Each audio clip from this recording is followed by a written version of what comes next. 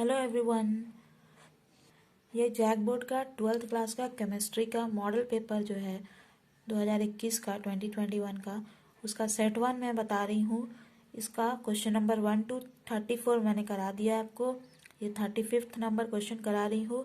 Numerical है इसलिए इसको मैं अच्छे से समझा दूंगी ताकि अगर नंबर भी चेंज हो जाए तो आपको दिक्कत ना हो एग्ज़ाम में इसे बनाने में। ठीक है, क्वेश्चन दिया है आपका 35th नंबर केमिस्ट्री का।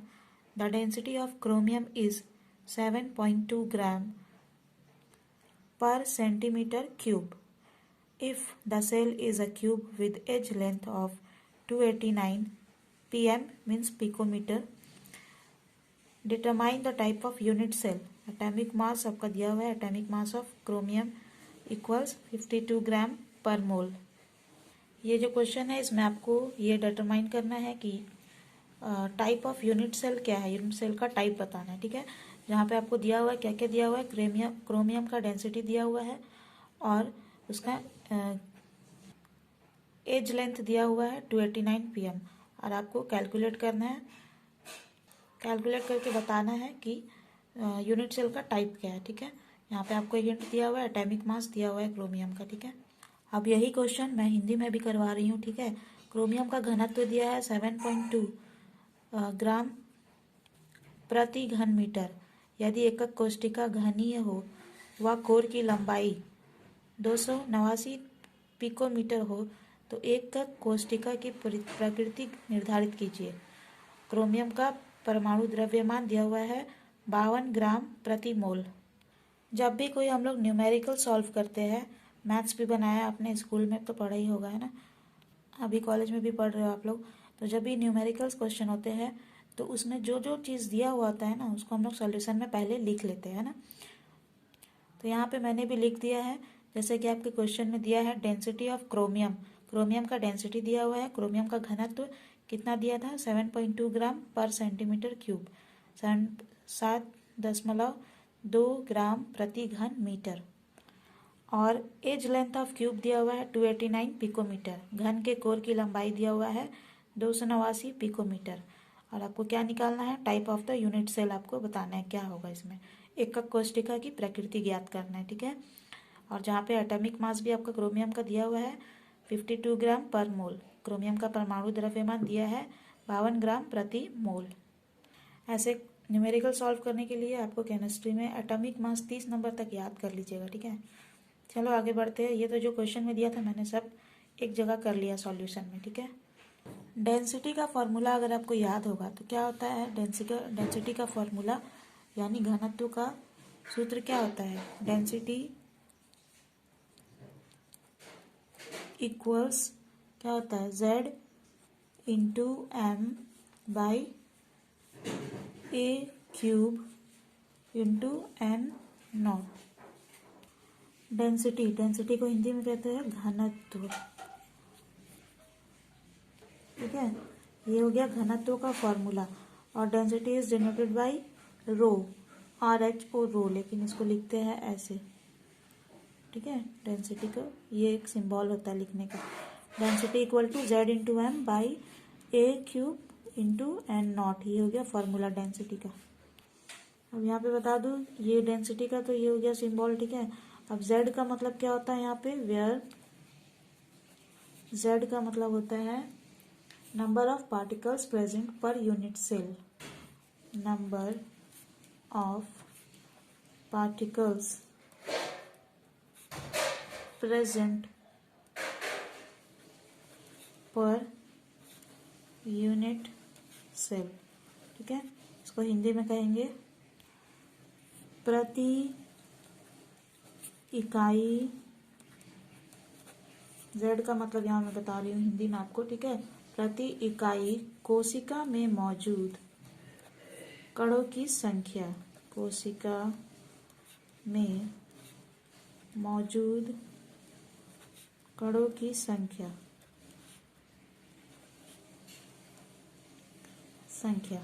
इसी को कहते हैं Z। ठीक है, number of particles present per unit cell, प्रति इकाई कोशिका में मौजूद कणों की संख्या, इसको हम लोग Z से डिनोट करते हैं। ठीक है, अब यहाँ Z के बाद क्या है, M, Z इंटू एम। ठीक है, अब यहाँ पे बताऊंगी एम का मतलब क्या है।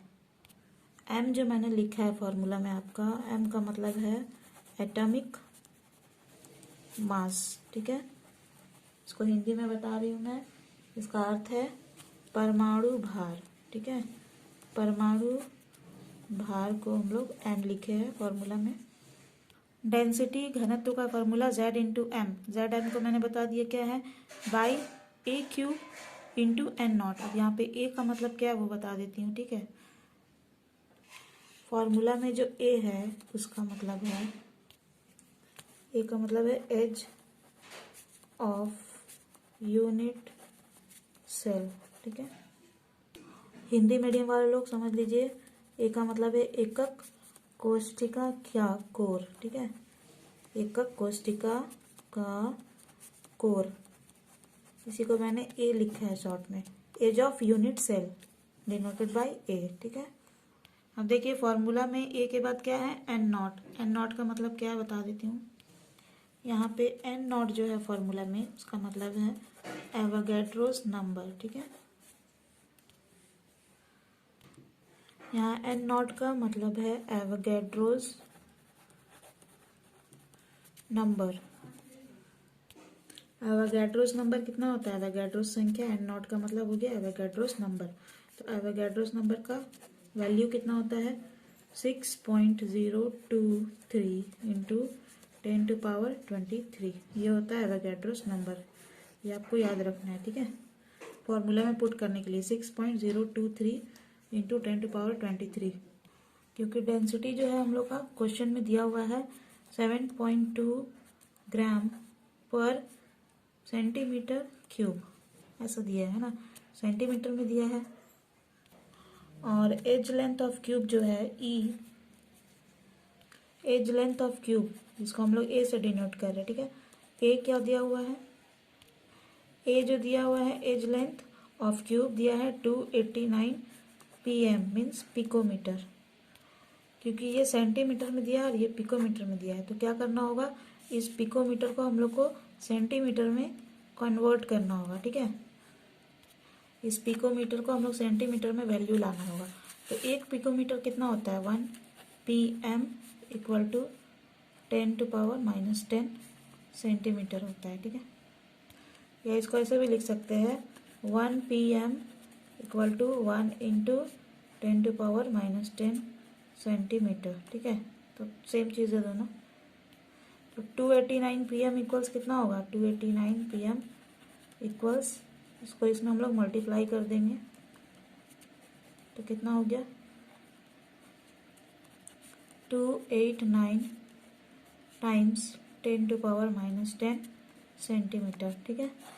तो ये आ गया एज लेंथ हमारा ए सेंटीमीटर में, 289 इंटू 10⁻⁻10 सेंटीमीटर। चलो अभी तक जो हमारे पास है उसको हम लोग फार्मूला में पुट करते हैं डेंसिटी का, ठीक है। डेंसिटी इक्वल टू मैंने क्या बताया, Z into M by a cube into N naught, ठीक है। क्योंकि हम लोग को टाइप ऑफ यूनिट सेल बताना है, एकक कोष्ठिका का प्रकार बताना है, तो यूनिट सेल का टाइप कैसे पता चलता है, टाइप ऑफ यूनिट सेल हम लोग को पता चलता है number of particles present in per unit cell से, है ना। प्रति इकाई कोशिका में मौजूद कणों की संख्या जो होती है एटॉमिक नंबर, उससे हम लोग को पता चलता है कि टाइप ऑफ सेल क्या है। तो Z को हम लोग को आगे करना होगा, Z को आगे करेंगे तो क्या हो जाएगा, डेंसिटी इंटू ये डिवीज़न में यहाँ के मल्टीप्लाई हो जाएगा ए क्यूब इंटू एन नॉट, और Z के बगल में एम है यानी मल्टीप्लाई में है, तो ये डिवीज़न में आ जाएगा इधर, ठीक है। अब इस फॉर्मूले पे सारा वैल्यू हम लोग पुट करेंगे तो पता चल जाएगा कि number of particles present per unit cell क्या होगा, ठीक है। और जब ये पता चल जाएगी प्रति इकाई कोशिका में मौजूद कणों की संख्या कितनी है, यानी number of particles present per unit cell कितना है, तो हमको टाइप ऑफ यूनिट सेल भी पता चल जाएगा, है ना। तो चलिए अब इस फॉर्मूले पे हम लोग पुट करते हैं सारा वैल्यू। Z तो हम लोग निकाल रहे हैं इसलिए Z नहीं है तो वैसे ही लिख देंगे। डेंसिटी कितना है, डेंसिटी हम लोग को दिया है क्वेश्चन में 7.2 इंटू, डेंसिटी दिया है 7.2 ग्राम पर सेंटीमीटर क्यूब, 7.2 ग्राम प्रति सेंटीमीटर प्रति घन सेंटीमीटर, ठीक है। तो 7.2 लिख दिए, 7.2। उसके बाद क्या बोला है, देखिए यहाँ पे फॉर्मूला में ए क्यूब, ठीक है। एज लेंथ क्या दिया हुआ था, 289, 289 पिकोमीटर, 289।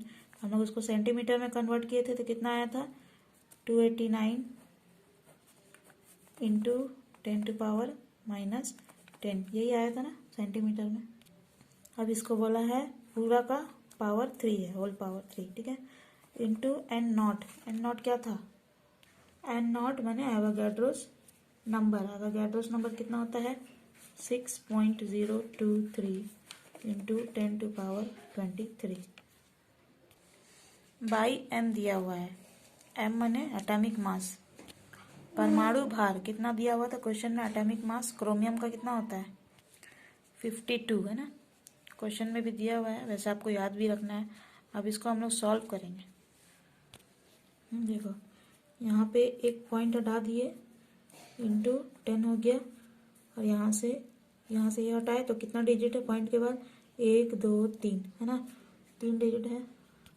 देखिए 7.2 में से एक पॉइंट हटाए तो यहाँ पे एक डिजिट है, और यहाँ पॉइंट के बाद कितना डिजिट है, 3, 1 2 3 है ना, और यहाँ पे 1 3 1 4, तो 10⁻4 हो गया यहाँ पे। अब देखो 7.2 में से पॉइंट हट गया तो बचा 72 है ना। 289 इंटू 10⁻−10 का पूरा का पावर 3 है, ठीक है। तो हम लोग क्या करेंगे, सबको इंडिविजुअली मल्टीप्लाई करेंगे।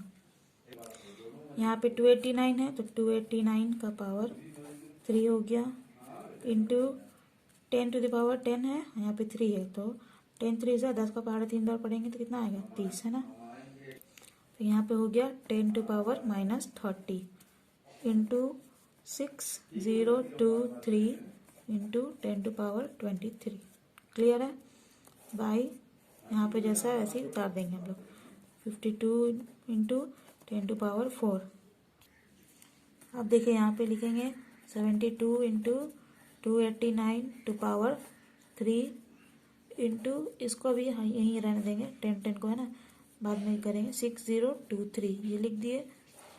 अब देखो 52 इंटू 10⁻4, यहाँ पे क्या है -30, तो नीचे आ जाएगा तो +30 हो जाएगा, और यहाँ पे 23 है, ये प्लस में तो यहाँ नीचे आएगा तो माइनस में हो जाएगा, ठीक है। अब देखो 72 इंटू 289 टू पावर 3 इंटू 6023, अब यहाँ पे 52 इंटू 30 + 4, 34 हो गया, 34 - 23 कितना हुआ, 11, 10⁻11 बचा यहाँ पे है ना। और बड़ा है यहाँ पे 34 या 30, तो इसलिए यहाँ पे कुछ नहीं लगाए, मैंने प्लस में है ये।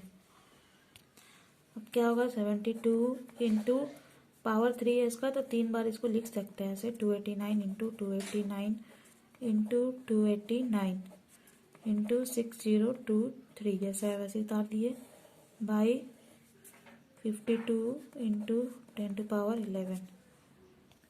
अब यहाँ पे इसको मल्टीप्लाई करेंगे, ठीक है। तो कितना आएगा, 72 इंटू 289 इंटू 289 इंटू 289, इसको मल्टीप्लाई करेंगे तो हम लोग का आ जाएगा 24137,569, ठीक है। अब इसको जैसा है वैसे लिख दीजिए, 6023 बाई 52 इंटू 10⁻11।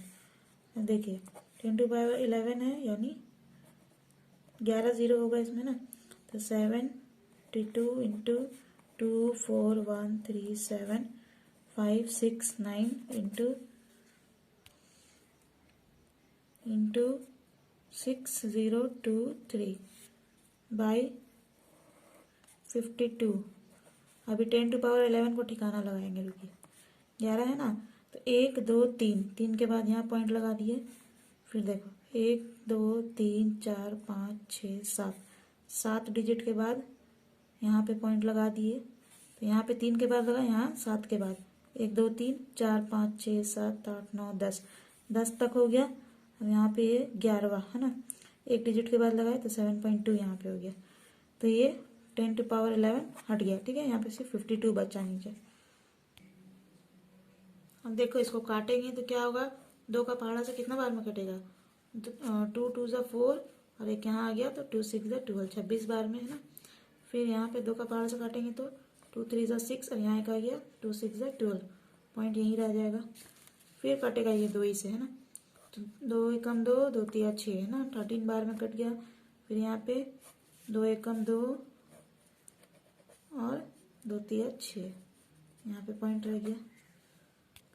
सॉरी 2 1 ज़ा 2 और यहाँ पे एक चला गया है तो 16 हो गया, 2 8 ज़ा 16, तो यहाँ पे 18 हो गया, 18। और यहाँ पे 7.2 में पॉइंट था तो यहाँ पे भी पॉइंट लगा देंगे, ठीक है। अब देखो इसी लाइन को यहाँ उतार देते हैं। 1.8 इंटू 2.4137569 इंटू 6.023 बाई नीचे क्या बचा कट कुट के, सिर्फ 13 बचा है ना। ये हम लोग z निकाल रहे हैं ना, कणों की संख्या, नंबर ऑफ पार्टिकल्स निकाल रहे हैं हम लोग है ना। तो यहाँ पे 1.8 इंटू ये दोनों को मल्टीप्लाई कर देंगे 2.4137569 इंटू 6.023, इसको हम लोग सॉल्व करके निकालेंगे। तो देखिएगा आप लोग भी सॉल्व करिएगा, अपना रफ कर लीजिएगा। आएगा 14.53800578, ये मैंने रफ किया था तो निकला था, ठीक है। आप लोग भी करके एक बार देख लेना। यहाँ पे है 13 तो ये 13 उतार देंगे, ठीक है।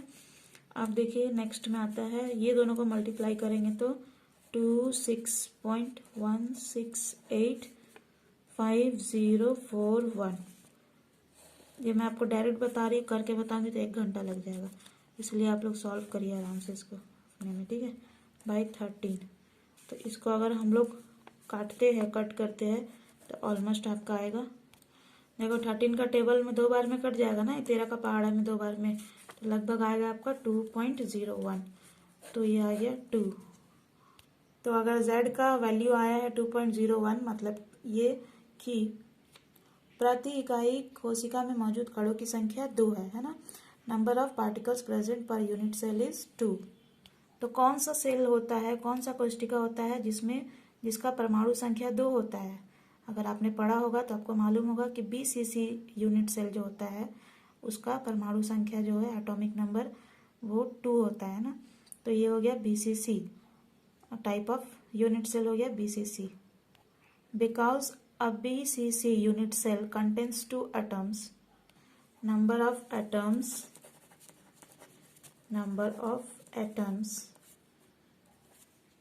in BCC cell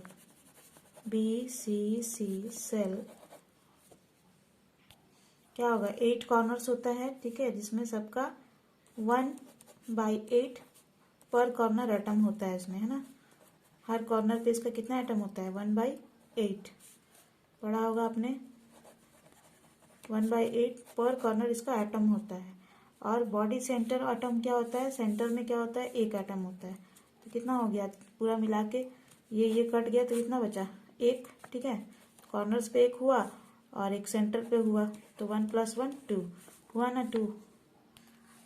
because a BCC unit cell contains 2 atoms, 1/8 of an atom at each of the 8 corners plus 1 atom from the center।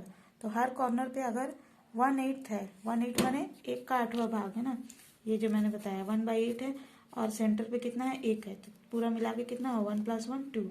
तो इस प्रकार ये एक BCC यूनिट सेल होगा। एक BCC यूनिट सेल के 2 परमाणु होते हैं ना, 2 परमाणु होते हैं। 8 कोरों में प्रत्येक में एक परमाणु का 8वां भाग होता है, एक परमाणु का 8वां भाग माने 1/8, 8 कॉर्नर पे, 8 कोने पे, तो यानी 8 में, ठीक है। तो ये हो गया 1 और एक सेंटर में होता है बीच में, तो +1 = 2 हो गया, ठीक है। केंद्र में एक परमाणु होता है और 8 कोने में एक होता है, तो हो गया ना 1 + 1 2। तो body centred cubic unit cell हो गया ये। और तो इस प्रकार इसका क्या हुआ, टाइप BCC, ठीक है। BCC is the answer, type of unit cell is BCC, ठीक है। body centered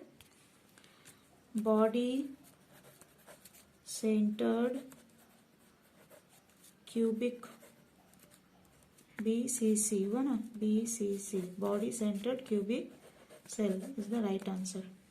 क्लियर है? अगर आपको ये वीडियो पसंद आए तो इसे लाइक जरूर करिएगा। और आज के लिए इतना ही, बहुत लंबा हो रहा है video. Thank you viewers for watching this video. Next में मैं आपको 36 to 41 बता दूंगी, ठीक है।